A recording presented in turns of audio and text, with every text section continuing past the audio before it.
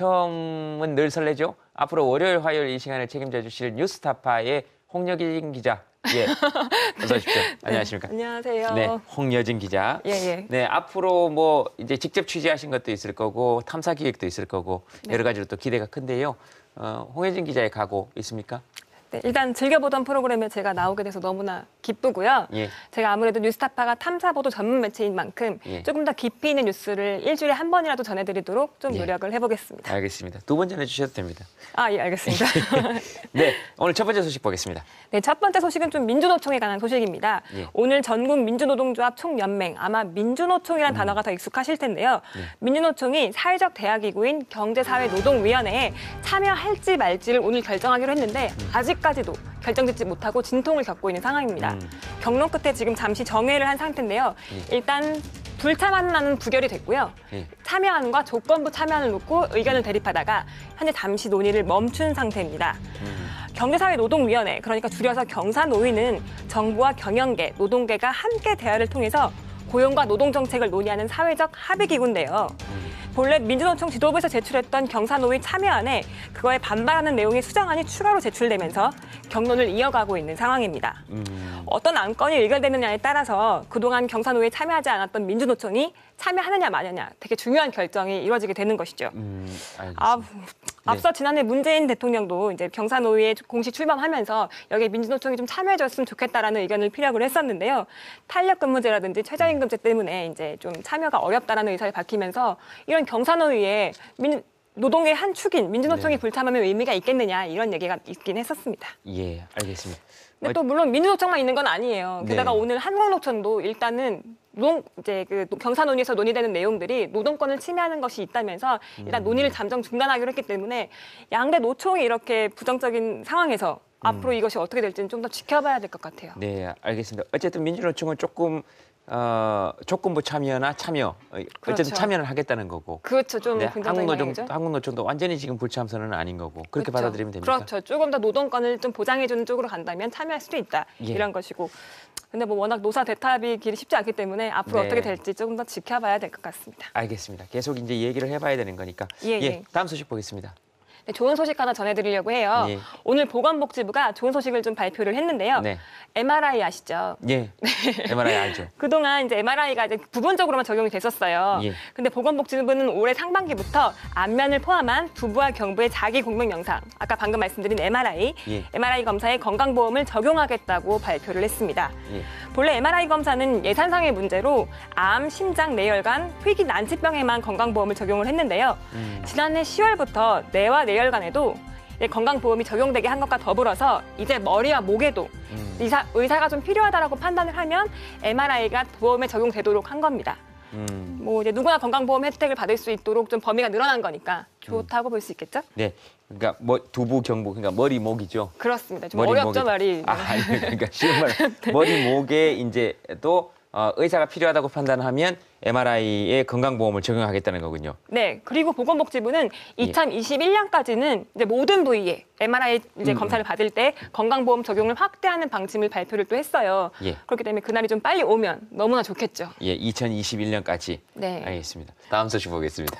네, 다음 소식은요. 예. 제가 속해 있는 뉴스타파가 오늘 보도한 내용입니다. 네, 이건 말씀이 빨라질만 하네요. 예. 뉴스타파가 오늘 언론사와 대기업 사이의 검은 유착 관계를 보여주는 내용을 단독 입수해서 그 내용을 좀 전해드리려고 하는데요. 3년 전에요. 대우조선 해양으로부터 초호화 요트 해외여행 접대를 받아가지고 논란이 됐던 조선일보의 송희영 전 주필을 좀 기억하시나요? 뉴스에서 본 기억이 나요. 네, 그 대우조선 해양 사장의 연임을 청탁하고 청와대 연임을 청탁하고 또 대우조선 해양으로부터 기사 청탁을 받아들여주고 그 대가로 자신의 처조카를 대우조선 해양에 입사시킨 사건이 있었습니다. 그런데요, 이 대우조선 해양과 송희영 씨 사이를 연결하는 연결고리가 있었어요. 바로 홍보대행사 뉴스컴의 박수환 대표였습니다. 저희가 그 박수환 대표의 문자 메시지를 이번에 거의 약 3만 건을 입수를 한 겁니다. 3만 건을? 예. 현재 로비 혐의로 구속돼 있는 박수환 씨의 문자 메시지를 분석해 봤더니 주류 매체의 고위 언론인들이 자신의 자녀를 대기업 인턴으로 채용시킨 의혹이 담겨 있었습니다.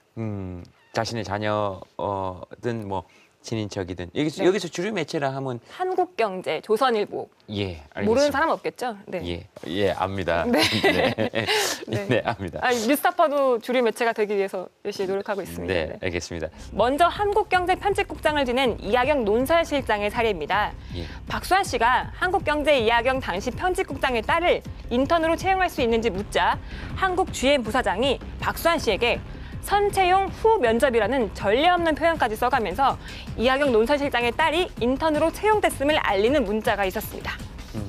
뿐만 아니라 한국 GM 부사장은요, 박수환 씨의 조선일보 송이달 에디터의 딸의 인턴 채용과 관련해서 또 문자를 주고받은 것으로 좀 확인이 됐는데요. 네. 한마디로 이하경 한국경제 논설실장과 조선일보 송이달 에디터의 자녀들은 정식 채용 절차가 아닌 그 정식 채용 절차가 무시된 채로 인턴으로 채용된 겁니다. 그러니까 네. 채용 공고가 나지도 않았는데 네. 공고가 끝났는데 예. 채용이 된 거죠. 있을 수 없는 일이죠.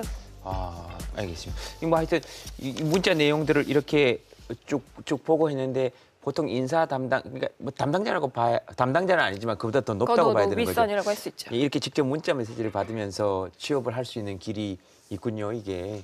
저는 한 번도 상상해보지 못한 길인데 이런 길이 있었더라고요. 네. 어쨌든 뭐 지금 요게 이제 입수가 된 거고 예. 두 사람이 또 밝힌 입장이 있을 거 아닙니까? 그러니까 그렇습니다. 한국경제 이하경 논설실장, 조선일보 송이달 에디터 어떤 네. 입장입니까? 저희 뉴스타파 기자가 직접 그 입장을 들어봤는데요. 예. 함께 일단 들어보실까요? 예. 그 따님 같은 경우에는 그럼 어떻게 GM에 입사할 수 있었을까요? 글쎄, 그건 제 아이가 취직한 것도 아니고 인턴 정도도 못할 실력은 아니잖아. 일종의 특채 형태로 좀 취업이 된 걸로 확인이 되는데. 그럴 수가요. 하여튼 그래서 황진아 그 당시 전문가 그랬는데 그분이 저하고 그 전부터 계속 얘기를 하고 그래서 글쎄요, 특채라고는 말할 수 없겠. 네.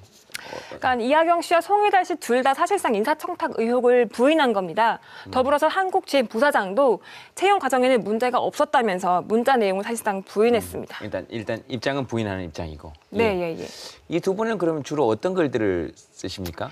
논설실장, 에디터 이런 분들은요, 소위 말하는 오피니언 리더라고 좀 불리죠. 예, 그러니까 에디터라는 거는 저는 정확히 어떤 일을 하시는지 잘 몰라가지고. 신문사에서 이제 기자가 기사를 다 쓰면 예. 좀 이렇게 수정을 해주시거나 에디팅을 해주시는 거죠. 편집. 그러니까 최종 편집 권한이 있는 사람을 말하는 거죠. 좀 그렇습니까? 높은 위치예요. 아, 그래요? 예. 오.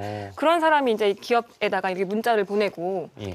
이제 딸의 청탁을 하면 기업 입장에서는 어떻겠습니까? 좀 언론사에 좋은 기사 한 줄 실리고 싶은 기업 입장에서는 또 안 들어줄 수 없는 그런 속내가 있는 거죠. 아, 그래요? 또 그리고 이분들은 아이러니하게도 자신의 예. 칼럼란을 통해서는 청년들의 꿈, 예. 2030 세대의 희망을 또 얘기하기도 했습니다. 특히 이하경 논설실장 같은 경우는 칼럼에서 GM의 귀족 노조의 채용 비리를 강하게 비판한 적도 있었는데요. 어떻게 그런 비판을 할 수 있었는지 예. 좀 의아하기도 합니다. 예. 근데 이 문자들은 어떻게 입수를 하신 겁니까? 아마 많은 분들이 그걸 좀 궁금해하실 것 같은데요. 예. 사실 제보자로부터 받은 건데 저희 팀에서 제보자로부터 받은 건데요. 네. 취재한 보호 차원에서 제보자는 밝힐 수가 없지만 이 제보의 취지는 이랬어요. 예. 이 문자 속에 나오는 언론인들의 이중적인 모습을 사회에 좀 꼭 알리고 싶다. 그래서 제보를 주셨고요. 저희가 앞으로도 보도를 하겠지만 이 문자 메시지에는 인사청탁 의혹 말고도 더 큰 건들이 담겨 있습니다. 지금 이걸 지켜보는 청년들이나 이런 청년들 입장에서는 사실 되게 화가 많이 나죠. 이거. 그렇죠. 아까 방금 들으셨겠지만 아니 무슨 취업도 아니고 인턴인데라면서 약간 예. 인턴을 낮게 말씀하셨는데요. 예. 사실 대기업 인턴이라면 되게 중요한 스펙 한 줄이거든요. 예. 청년들이 그런 스펙 하나 쌓으려고 얼마나 노력하는데 그걸 이렇게 쉽게 말씀하시는지 그러면서 어떻게 청년을 위한 칼럼을 쓰시는지 좀 의아한 부분이 있습니다. 알겠습니다.